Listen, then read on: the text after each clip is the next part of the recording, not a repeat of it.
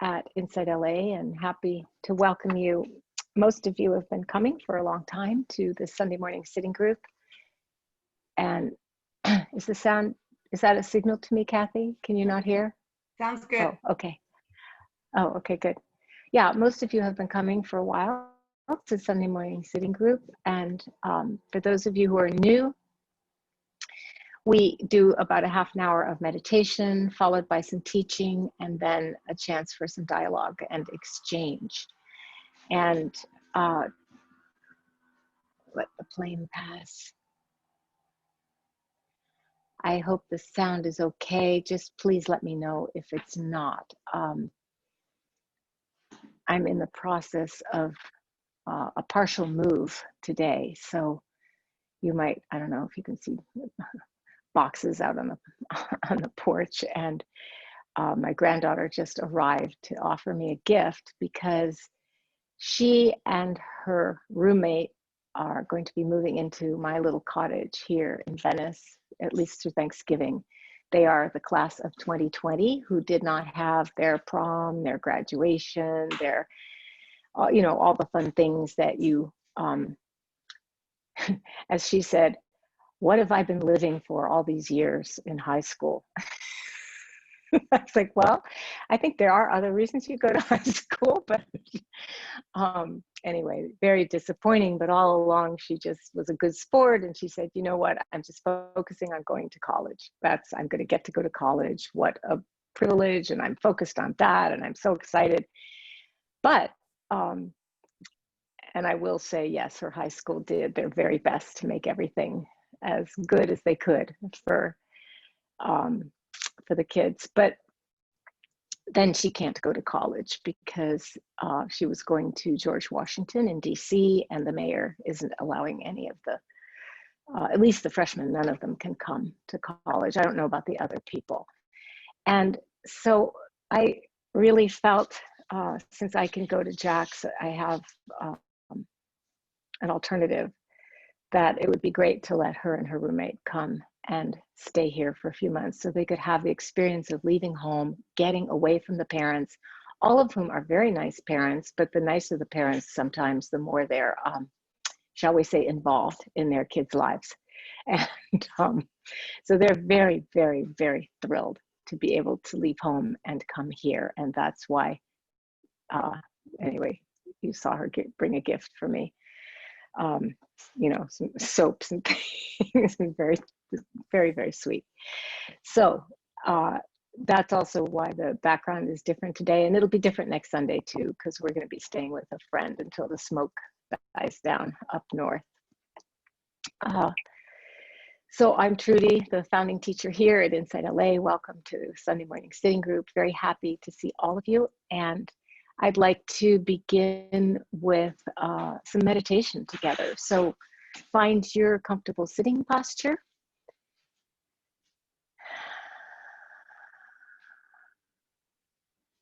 Whether you're sitting, standing, lying down,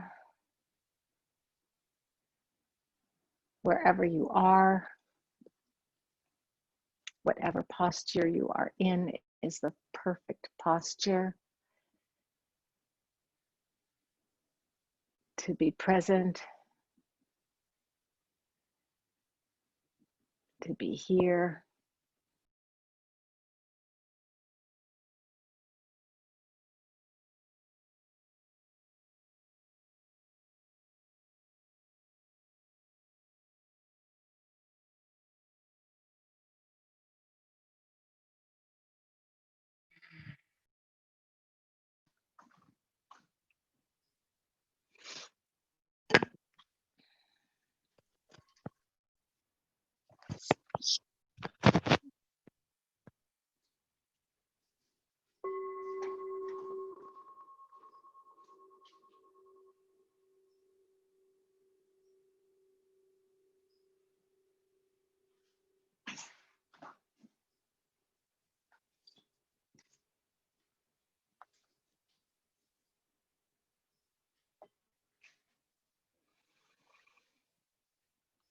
So just allowing your attention to be fully here, letting go of everything that came before this moment, everything that may follow, and taking a deep breath in and releasing. Another breath in and releasing.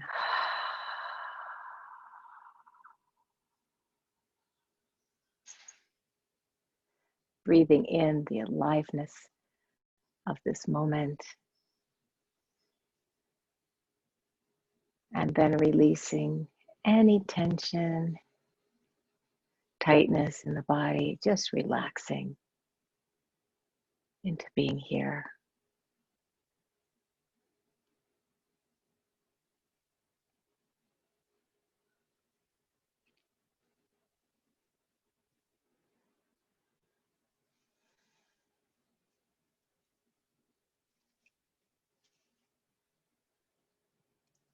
Just offering some loving awareness to your body,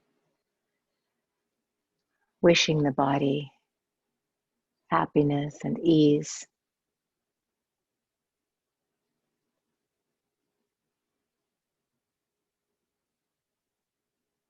and sensing the aliveness in the body, whatever is going on with your particular body.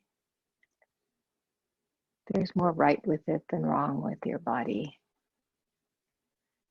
because here we are, present, awake, alive together.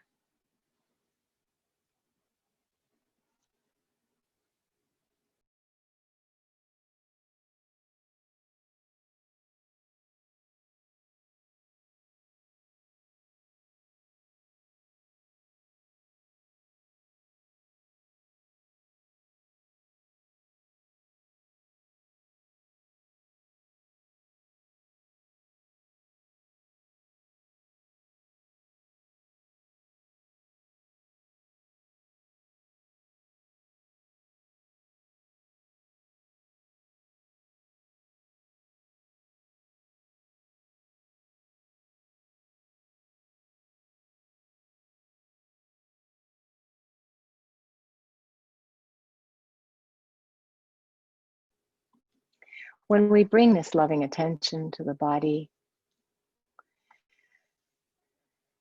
without trying to fix or change anything, just relaxing into being here,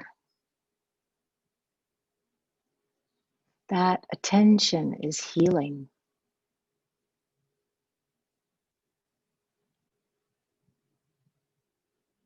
Inhabiting our own bodies with loving attention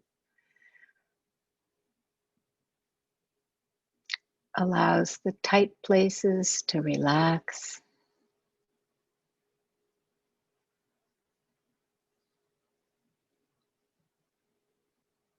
the painful places to be known,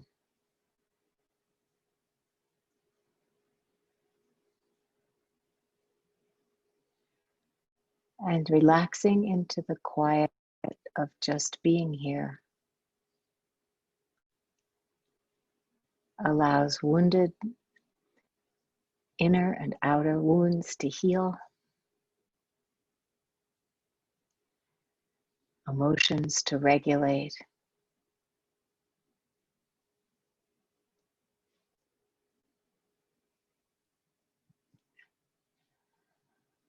and the spirit to be free.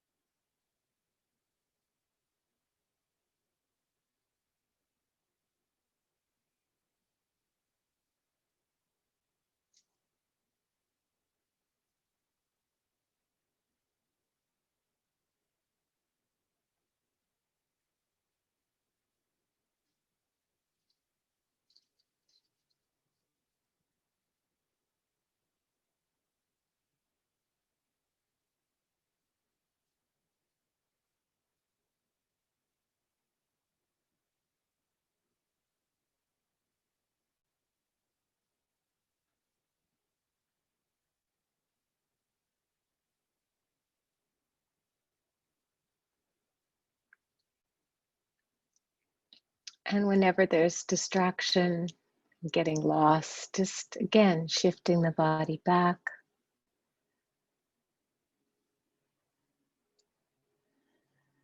Stepping back from the thinking mind. No need to struggle with it. Just becoming the loving witness of whatever is moving through.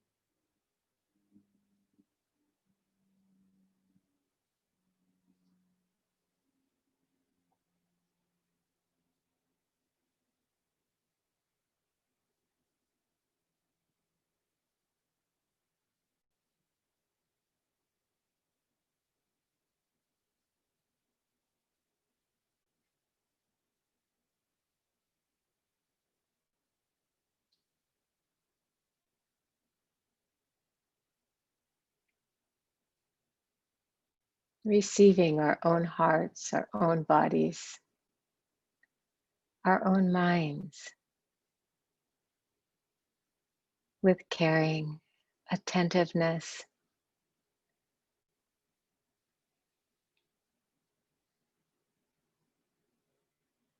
trusting that loving awareness is who we are. It's who we most deeply are.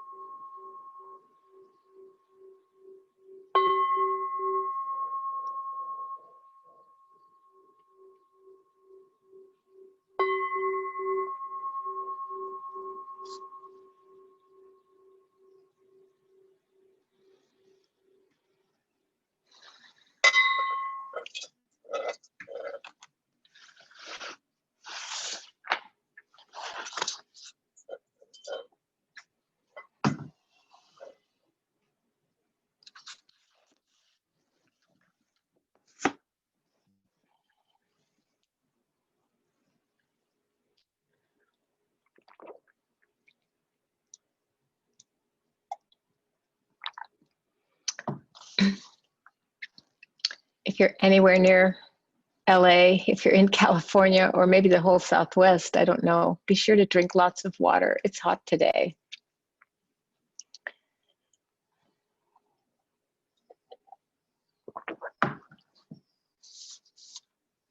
So this morning I wanted to talk about the theme of our retreat that some of you came to yesterday, which was just working with the fear and anxiety of this time, the uncertainty of this time. And finding a way to connect with our, well, what I called our inner trust fund. And somebody said, wow, you know, that's a really white privilege expression. And I want to acknowledge, yes, the disparities in the ability to accumulate wealth between white and especially Black, but also brown people is huge. But I'm not talking about wealth. I used the trust fund to mean actually our own inner resources. And what I feel is most important for that trust fund to be filled with is love, after all. So, so it's not, it really doesn't have to do with money, although the expression actually came to me when I was working years ago with an InsightLA volunteer who had he'd come over to my little teeny apartment to help me create a kind of strategy and timeline for InsightLA, because that was definitely not my forte. I was very well trained as a psychotherapist and well trained to teach meditation, but not to run an organization or build one. So he came over to help, and we had these, you know, big pieces of paper, and we're drawing on them. And at one point, he expressed some concern and some doubt for how things were going financially at InsightLA. And I said, "Oh, don't worry. I don't worry about it." He tends to be a warrior, not warrior, and maybe also a warrior, but definitely a warrior. And I said, "I don't worry about it because I have a trust fund." And his face he looked really bewildered and actually disappointed. I could almost hear him thinking, why am I coming over to volunteer and help you when you have a trust fund? You know, you could hire somebody. And then I explained to him, it's an inner trust fund. His whole face relaxed. He broke into a smile.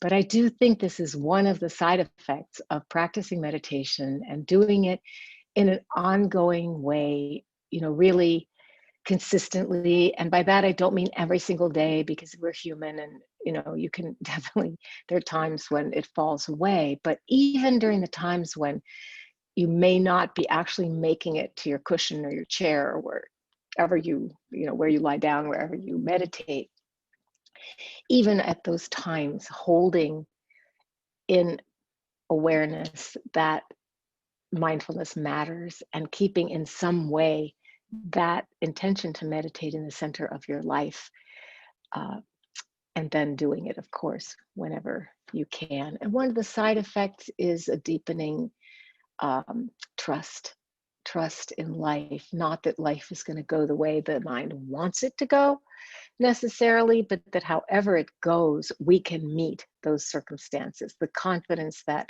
whatever arises is workable, and that we have the courage to meet that. And we are actually building and cultivating that courage by coming back to the present moment, no matter what it's like, no matter what mind states or emotional states we're in the midst of our fear or loss or worry or grief or anger or whatever it might be. And it's been, for me, a very stressful couple days.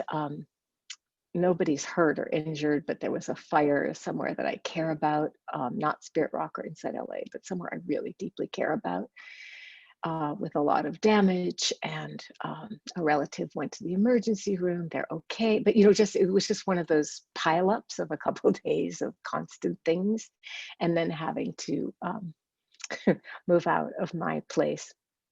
So I have had ample opportunity to listen to my own teaching and put it into practice. And I have actually a kind of vow to do that I'm not asking you to do for yourselves anything that I'm not willing to do for myself. And that meant this morning really holding whatever agitation was there from, you know, we've all had that experience at the phone call that comes 10 minutes before you teach or 10 minutes before you do whatever it is you need to do. And just holding that with the loving awareness that I'm talking about. And you know what? it helped. It helped me. It helped me calm down. Of course, Allie appearing with the gifts also was very sweet, but it helped me calm down. And it also helps to feel congruent, to feel that that I'm at least doing my best to walk my talk with this. And I wanted, it came to me to talk about this also because I had the really wonderful opportunity to be part of a small seminar with Van Jones, who's a progressive, a TV host, an author, a CNN commentator, and much more. And he's a longtime activist with very deep roots in the conservative South. And he's kind of made it his mission to build bridges and he's really challenging everybody, his viewers, voters, everybody, to stand in each other's shoes and come to some kind of constructive way of talking and disagreeing. And he was posing this question of how do we move forward as a nation in these divisive times. And I wrote the little blog in the newsletter about this. He really works with people on all sides of the issues that he cares about. He cares about the addicted, the convicted, and the afflicted. In other words, addiction, prison reform, and poverty. And he works, I asked him, how do you work with the president? And they got some form of criminal justice bill signed, and he has a genius of being able to appeal to something in people that gets them to listen to him. In this case, he said to the president, no president before you has been able to fix this. You could be the one to do this, appealing to the president's narcissism and sense of course, every president wants to be effective. He signed the bill. And his work is effective, and he's able to sustain the work with the most challenging and challenged people and groups in our country because he has a deep, deep trust in the goodness of our shared humanity and of God's love. And as I wrote in a little blog, however you conceive, whether it's God, Goddess, Buddha nature, the infinite intelligence of the universe, all or none of the above, however, a higher power, whether you doubt there is one at all, it really, being grounded in some kind of trust is a powerful antidote to the anxiety and uncertainty of this time. We think we're in the most anxious and the most uncertain times ever. But as I read teachers and philosophers and just writers, authors, novels I read from the past, I realize there have been times throughout history, many times, maybe most times, when people feel this way, the way that we feel now. But because of the global pandemic, we understand that we are not alone, that these feelings are shared by at least human beings around the world. And in Van's book, he describes taking a group of African American community leaders from South Central LA to meet with a bunch of community leaders, sheriffs and bikers, but all sort of red MAGA hat Trump country folks in West Virginia. And this could have been a volatile meeting, of course. People, the left-leaning LA folks and the folks on the other side. And he really wanted to bring an example of how a white community struggling with the opioid crisis could learn from Black community leaders who've been working with addiction in their communities. And so they met in a diner, and he had everybody bring a photo of a loved one that they had lost to addiction. And he said within about 20 minutes of sharing who the photos were of, and within about 20 minutes of that sharing, people were crying, people were actually hugging each other, and they were able to go on to work together really cooperatively as sisters and brothers.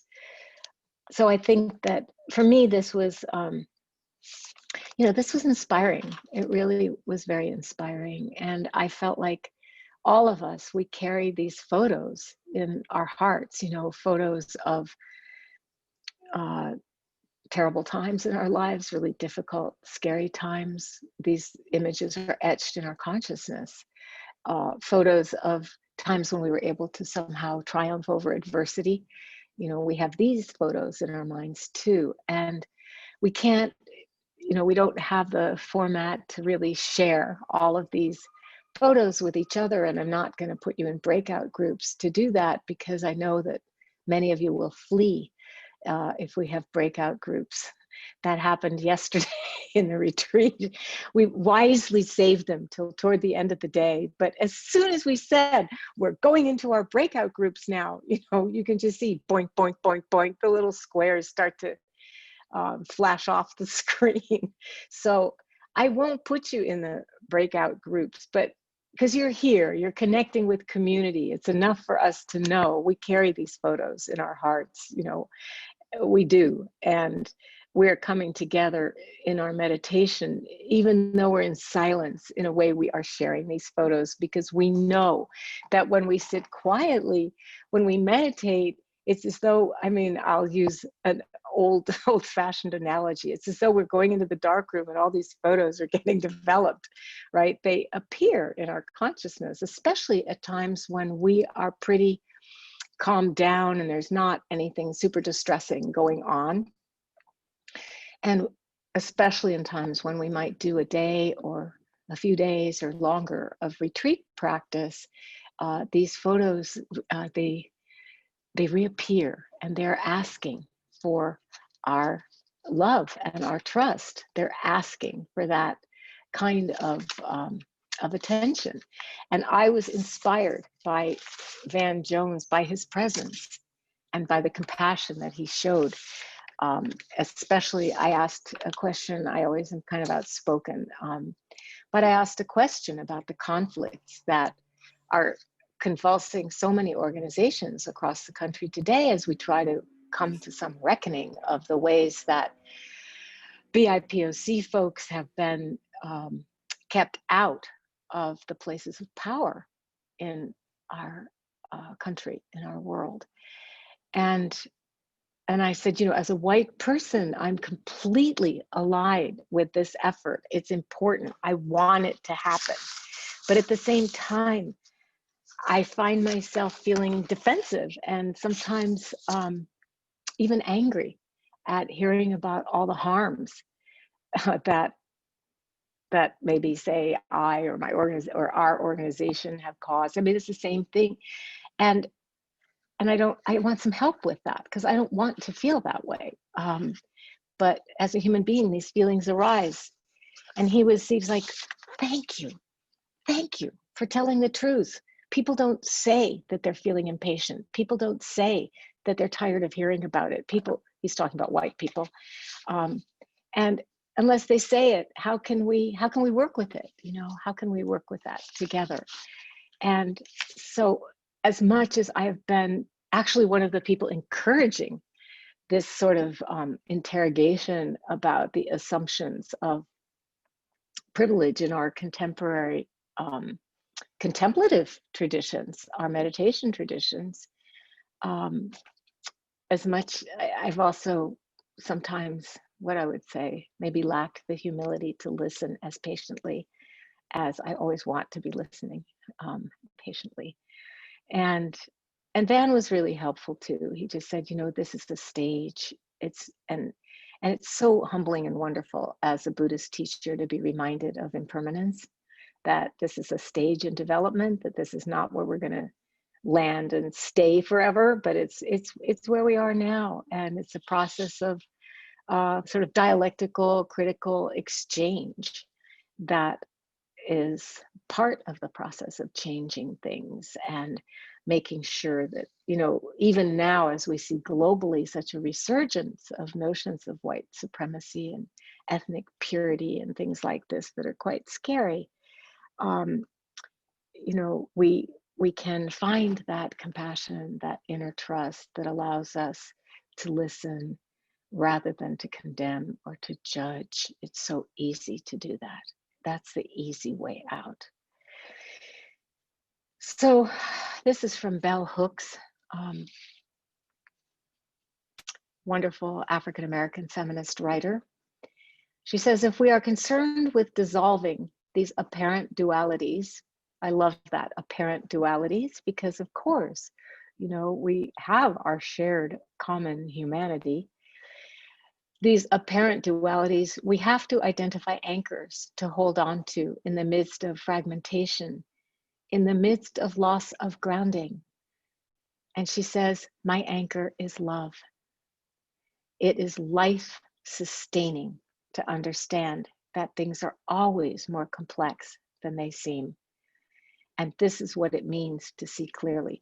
And this is what mindfulness is about too. It's about the ability to see both sides of a situation, to be mindful of both sides of our being, our internal and external perceptions and worlds. And it's always easier to jump to the conclusion of good, bad, right, wrong, and take a side. But in real love, in real communication, in real connection, it's not simple. And there aren't such simple rules. It's more complex than that. And I think where we can draw on the trust and confidence that arises from our practice is to develop a kind of fearlessness, the courage that allows us to have more patience. And that the trust fund, how we fill it with love, it's such an abstract idea, having a trust fund full of love, and how do I do that? But you're doing that moment, as you meditate. You're doing that. The fearlessness to show up for the way the mind is, to be present with all the feelings that we are, and all, not just the thoughts and feelings, but the ideas, the plans, the projects, the artwork, all the care, the concern, the creativity, all of this is who we are, the compassion, the goodness. And we can, without even having to think about it, just by being present, just by that fearless willingness that we talk about in every time we talk about one of the elements of awakening, we talk about this, that fearless willingness to be present, and it leads to freedom. It leads to the freedom to trust what's happening, to trust that there's something here for me, that I can learn from it, that, I won't go so far as to say, that's why it's happening, but some people go that far, but at least to be able to say, what is it here that I can learn from? And that's stepping back and asking what there is that we can learn from a situation. Not only does it strengthen and fill that inner trust fund, but it begins to fill it with a kind of graciousness and ease and ability to be that loving witness and not get so lost and identified with the various states of mind and heart that we may have been in. And this inner trust fund really, really matters in our relationships. It has to do with whether we're constantly on the lookout for slights and insults and tend to take things the wrong way, or whether we can trust in a partner's, a friend's, a colleague's good intentions, and rather than fly into some sort of reactivity at a real or imagined slight, we can have the that trust to understand that this person too wants to be recognized and listened to and attended to with loving awareness, just as we do. And you know, when we're in our hearts of love, we also then can look around and see who's in trouble and who else could use our love in this life. And there's usually, you know, plenty of people, plenty of situations that can use our loving attention. So let me take a moment and just see if there's anything else I wanted to share with you before opening it up for you to begin to share maybe some of the photos that developed during your meditation this morning. Let's see.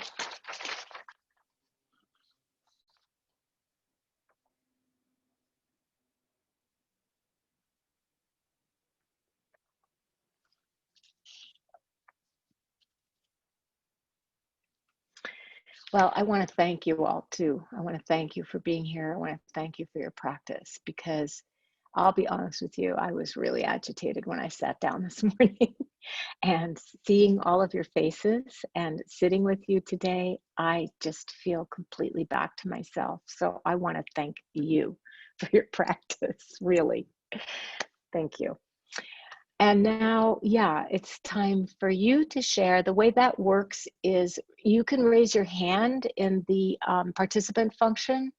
You know, if you click down at the bottom of your screen, you can raise your hand, and then Kathy will unmute you, or you can unmute yourself. She'll call on you. You'll be unmuted, and we can have some exchange together.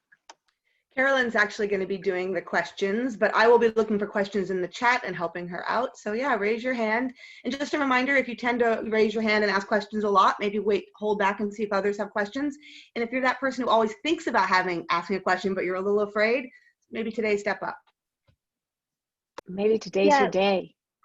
Yes, good morning, everyone, and happy Sunday. Thank you, Trudy, for your talk. And it looks like in the participants window, Ava, you can go ahead and unmute yourself, or I'll unmute you, and please share. Thanks, Carolyn.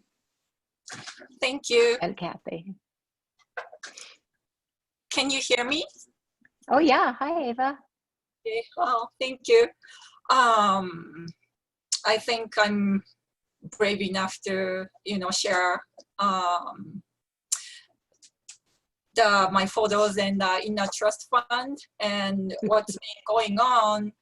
I'm not sure if you remember, but then I asked you when the center was still open. I think it was back in February, or it could have been still early March, that I asked you a question that I was having a hard time, finding that in a trust fund, or I rather asked you about how I could get through my loving kindness practice when, I was having a hard time when I started to meditate on more difficult circumstances and difficult people like what we are going through right now. And I thought that, it's such a timely topic today that I wanted to share what came up this past week. The photo that I've been carrying and that I didn't share back then was that I lost my baby sister when she was a toddler, and I was 7, or I could have been 8, but 7 going 8. And I'm so sorry. It's been a long time, but because she suffered such a violent death and I was very young, I couldn't process it then, and it just went under my subconscious, and it didn't come back until during the pandemic, when there were shootings, and then it was kind of similar. It was a violent death, and it came back. And then I thought that was the problem that I was feeling. Then I, meditated on, like you've suggested back then, that, I was the one who was suffering, and I was the one who was afflicted. So, your suggestion was to focus on myself, not the people who did this. And I've done that. I've been doing that. And then what I've uncovered was that I thought it was about my sister's death, but what I found out was actually how profoundly hurt I was to be hated the same way by the people who are supposed to be taking care of us children, but those hates were directed toward me enough to want to kill me too. And I didn't die. I'm the one who survived. But then I wasn't aware of that. And then once I was aware of that, and then when I could sit through the pain this past week, I found my inner trust fund that I was so distracted by all the hate and violent people that was surrounding me that back then in my life. But then I remembered a few people who extended their compassion. They were total strangers. But the memory of these people came back. Yeah. And back then, I couldn't connect. When I was a child, I didn't understand what was going on. And I felt shame, actually, by these people being good to me and nice to me and trying to help me. And because I felt so much shame, and also I didn't feel I deserved it. Because kind of that was the culture, like, I was carrying this karma that, brought this upon me kind of thing. And I believed that. I totally subscribed to that. And so I couldn't accept it. But then because I've been practicing the loving kindness meditation, which wasn't for the other people, but, like you suggested, it was for me. I needed to know that and then trust that. And I did that. And then for the first time, I felt it. Back then, I couldn't accept these people's kindness. When I remembered these people, I felt shame instead of feeling... Instead of taking in their kindness, but you did take it in. Yeah, this time. You actually did take it in. Yeah, after 30 some years. Yes. But that's so amazing, Ava. First of all, I want to just appreciate your courage in talking about this. It's so painful. I have tears. I feel like crying that a child could be killed because of hate, although I know this happens every single day in the world, and that you were faced with this at an age where you couldn't possibly meet it with enough attention to understand as a child. And the fact that you, through your practice, your loving attention to yourself in your practice, have allowed these photos to develop to the point where you can actually feel and benefit from loving kindness that was offered to you 30 years ago. And while you may as a child have turned away in shame, your heart received it, or it wouldn't be here for you today. That is very beautiful.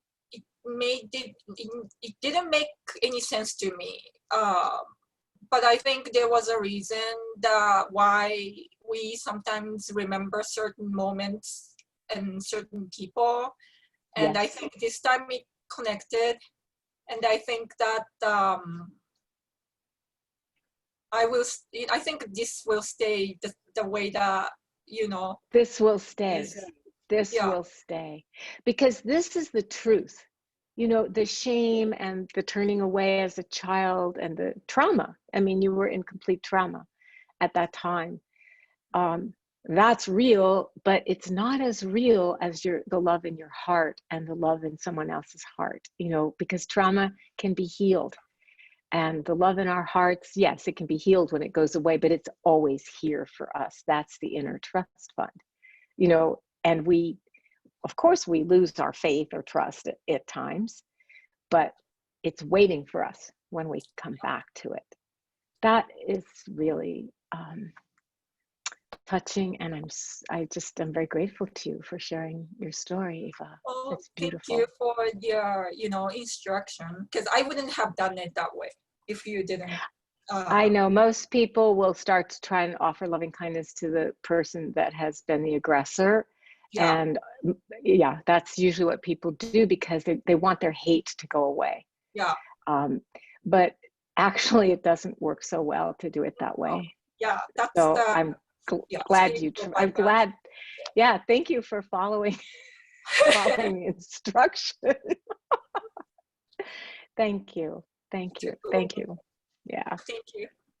Thank you so much for sharing, Eva. I think that Evan has his hand raised, so I'm going to go ahead and unmute him, and feel free to share, Evan. But thank you again, Eva, and for your beautiful response, Trudy. Yeah, and you can look at the chat, Eva, because people will be reaching out to you. Hi, Evan. Hi.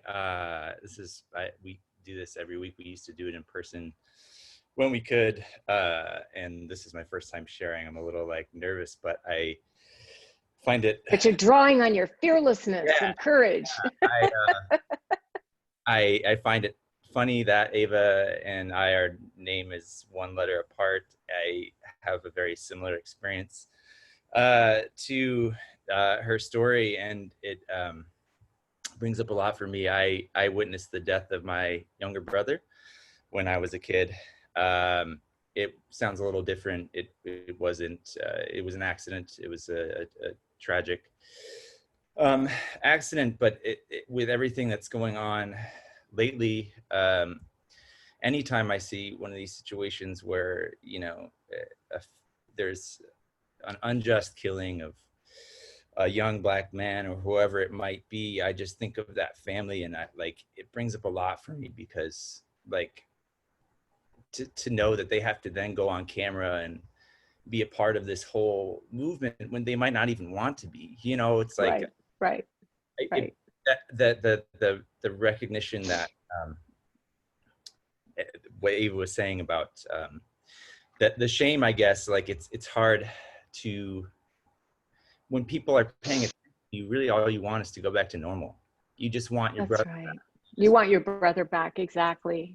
Or whatever it is, you just want that situation to have not happened. And so I just relate very deeply. And I guess, this time it's traumatic stuff in the news every day. These videos of, I would not wish it upon anybody to see somebody lose a life in front of them. It is a horrible thing to witness. And I just feel such deep pain. And it's when I see these things, and it's hard for me to have tolerance for people just sort of mindlessly debating it, or I guess the photo or whatever that I carry is I guess it's that empathy, having witnessed that at such a young age. It helps, I guess it sort of guides me to I guess it's nice to hear about Van Jones finding that commonality between different groups of people, because I truly believe that if you had experienced something like that in your life with a family member or whatever, you would have a deep empathy for the situation and find the best way to make it right. And so anyways, I appreciate Ava's bravery in sharing, and I appreciate yours, Evan. Yeah, thank you. I really appreciate yours. And I'm so sorry for the loss of your little brother. How old were you at that time? Almost around the same age actually as Ava. I was about 9 years old, 8 or 9 years old, and he was about 5 years old. Oh, I'm so sorry. Yeah. And it's Hard-won empathy. I also the not knowing, when you're a kid, you don't process that at such a young age, and it takes years later. Right. I'm still probably processing it. Yeah. So I relate to that. So, anyways, yeah. Yeah, and what happens too is when there's been such severe trauma as that, these traumatic events that keep happening, it triggers that trauma, and you feel it again. In your case, it seems like, listening to you, that you feel it with so much love and compassion for the families involved, knowing from the inside what that pain is like and what that grief is like. And it does make it hard to be patient with people kind of debating intellectually about it, when you know what the vividness of the reality of losing a life in that kind of violent, senseless way. And so I want to just really appreciate what you're going through continually these days, and hoping that you are using your meditation practice to help you bear. Yeah, thank you. I think I'm in a fairly good place with it, but yeah, it sounds like you are. But it is, yeah, it's definitely an added stressor that's underneath. And yeah, if I'm mindful, if I pay attention, I know it's there. So. But anyways, And you might also experiment with this. I don't like to make gender generalizations, but sometimes it is a little more difficult for men, having been socialized out of many of their feelings, to connect with the loving kindness practice or the self-compassion practices. But they might be even more helpful to you than simply mindful presence, adding in that self-compassion layer, because you certainly deserve it. Thank you. Yeah, thank you. Thank you. Yeah. And Evan, you too, look at the chat. And I'm sure people are talking to you. I'm not watching it, but I'm sure they are. Yeah, thank you. So please unmute the next person, Carolyn, so we have time to. Yes, of course. It doesn't look like there's anyone raising their hand, but I think Kathy was going to share. Okay, I think that I also wanted to say, people may be reluctant to raise their hand and bring up, something that feels like more of a garden variety issue with their meditation or their life, when listening to the deep, profound sharing of Ava and Evan. But you don't have to have, a tragic loss to speak. So, Kathy. Yeah, it's funny. This really resonates a lot with me. And I actually lost my brother as well, although that wasn't what I was going to talk about. He was 15, I was 14. It was a drunk driving accident. Oh no, oh no. Yeah, and what was strange about it was we were told he was driving, and then I didn't find out till I was in college that he wasn't driving. The girl was driving, and they had lied because she would be facing manslaughter. And she was quite a wreck for as long as I heard of her from since then. And when I was in college, she was, because she was dealing with the fact that she had killed someone and lied about it. And it took a long time for me to come to a place of forgiveness and realizing that it really didn't make a difference who was driving. It didn't change the facts. And Ava, from your share, I've gone through a lot of addiction problems, and one of the hardest things for me was the loving kindness for myself. And I remember when I was, trying to get sober and had got a little bit of time, and I was doing loving kindness, and I was sending it to the people, my ex-husband and my kids and people in my life who I had affected with my drinking. And someone said to me, I don't remember even who it was. It might've been my ex-husband, actually. Did you send loving kindness to yourself? And so the next meditation, I tried that. I couldn't move forward. I couldn't, like, I just started sobbing. I could not do it. It was really, really very difficult. And it's something I think about a lot now when I talk to other people, who have addiction issues. And And so that was it was huge for me. And I'm able to do it now. You know, I have a little over a year and I'm able to do it now. And I had another friend who, she was one of those very religious, very, you know, perfect sobriety, got sober and everything went well and she fell in love and, you know, things just went great for her. I had a lot of relapses and struggles and she used to say in meetings that she was going to send her prayers forward to the future her who might be having problems, you know, who might, you know, have something, and which I guess was building a trust fund, but she didn't word it that way. She just said she was sending her prayers to her future self. And I That's kind of interesting. it is kind of an interesting concept. At the time, I rolled my eyes a little bit at it, and but she just recently shared that she, with the you know the man she's engaged and got, you know, all that, she miscarried. She had a miscarriage, and she's now collecting from her God these prayers to herself, and that she had sent forward, and it just warmed my heart and just made it. She's just such a beautiful example. So I wanted to share that because I thought that was really amazing as well. Thank you. And I want to say to you that, you know, 1 year is early recovery, you know that, and that for you to be able to offer loving kindness to yourself in early recovery is a really wonderful sign of your having the strength and depth and richness of your inner trust fund to carry you through. Really happy to hear that. Thank you. Thank you. Thank you for your honesty. Thank you for your honesty. I feel like that is one of the things that I love in this group, that we can be honest with each other and tell the truth, because, you know, that's loving attention and that willingness to show up for all the dimensions and all the traumas, and all the dimensions of our lives, the inspiring ones like you just shared, Kathy, or like Van Jones was for me this week. You know, it's a gateway to liberation and to freedom. And we need an inner trust fund to feel free. We really do. To feel that we have the confidence to meet what life may bring our way.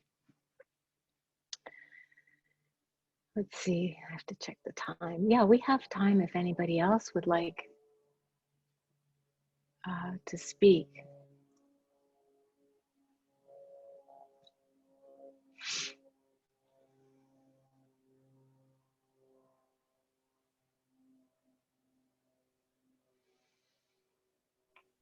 I see Sherry. Sherry's raising her hand, so I'll go ahead and unmute you. And Sherry, please share. Okay, thank you. I wanted to make sure everyone had a turn first, but I was yesterday in the day-long experience, and so I just wanted to say that what I realized in looking at what supports me in trusting myself is definitely connections with others, like you all in this group. I'm just so moved by your courage, the people who are sharing and being open. And so I just want to say thank you again to Trudy for starting this whole thing years ago, but also now, and just the experience of being totally accepted just how I am right now. Yeah, beautiful. Thank you, Sherry. Yeah, thank you. Thank you. And I want to offer a shout out because she's here, to Jane Davis. You might want to wave, Jane, because Jane was our volunteer CFO for many years. Jane taught me so many things that I didn't know when I started InsightLA. I had no idea what I was doing, and it was just a sitting group, but then it grew. And she taught me basic things like, you know, when you get money, you have to put it in a separate account. It's called mingling funds if you just keep one bank account. Because I'm the type of person, I didn't want to keep, I thought I can't keep track of 2 separate bank accounts. I just kept it all together, but I kept track of it. Anyway, Jane really opened my eyes the complexities financially of an organization and took the most impeccable ethical care of us for many years. So I just want to give a shout out to Jane, and I'm so happy you're here. Yeah.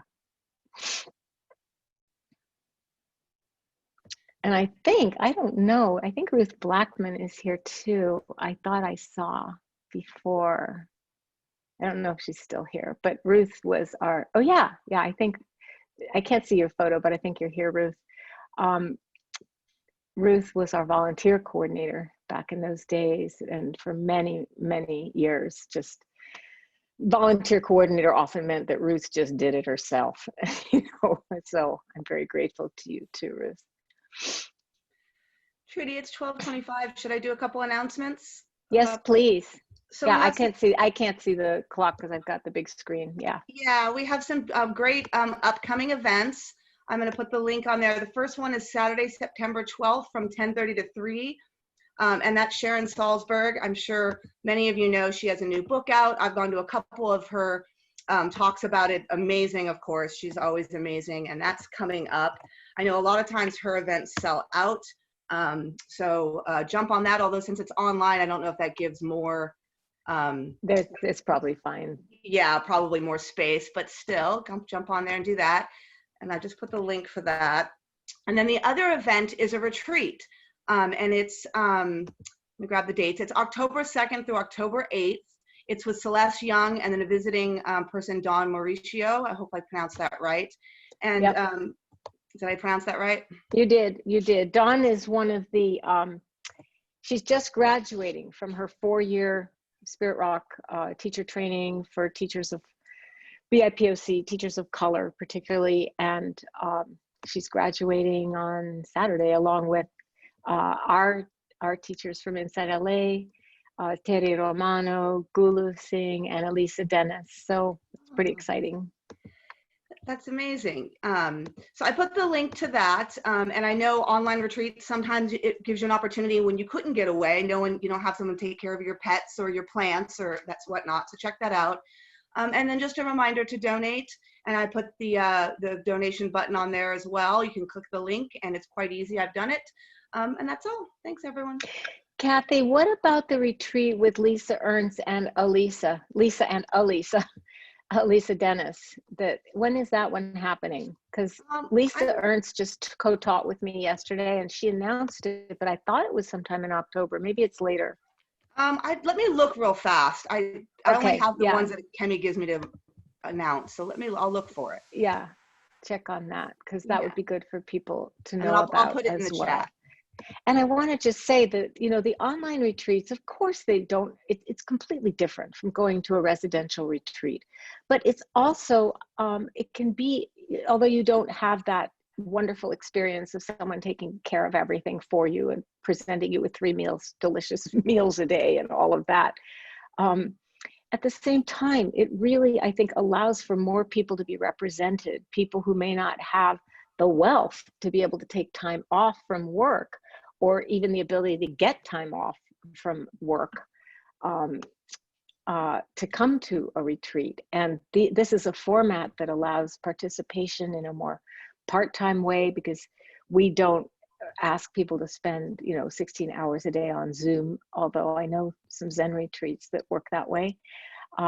We're a little gentler with the Zoom. So I just want to say too that the other blessing of these online retreats at home is it really forces, or let's just say invites us to be more integrated with the practice, to really bring it home, literally, to see, to carve out the time and space to do that in a more sustained way with support. So I want to encourage you all. It will help deepen your practice. So let's sit for a moment together now as we come to the end of our Sunday morning sitting group.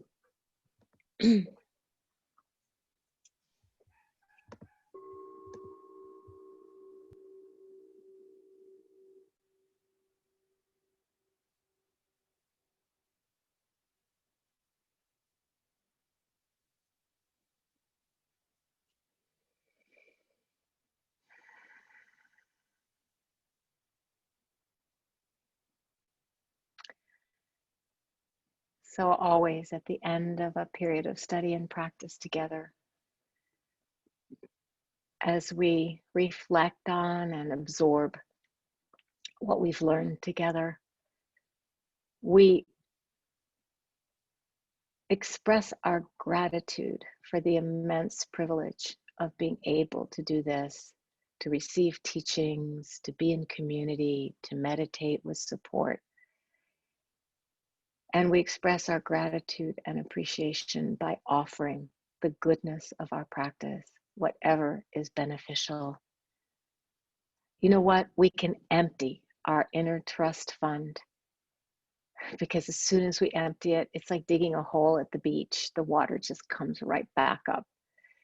We can empty our inner trust fund and just offer all that love and confidence and faith and goodness to all beings everywhere without exception.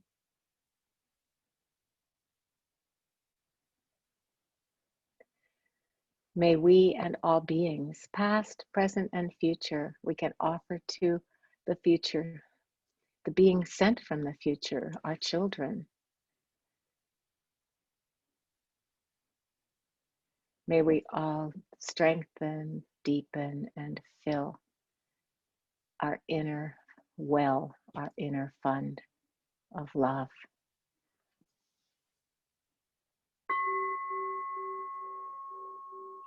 Can't hear a thing.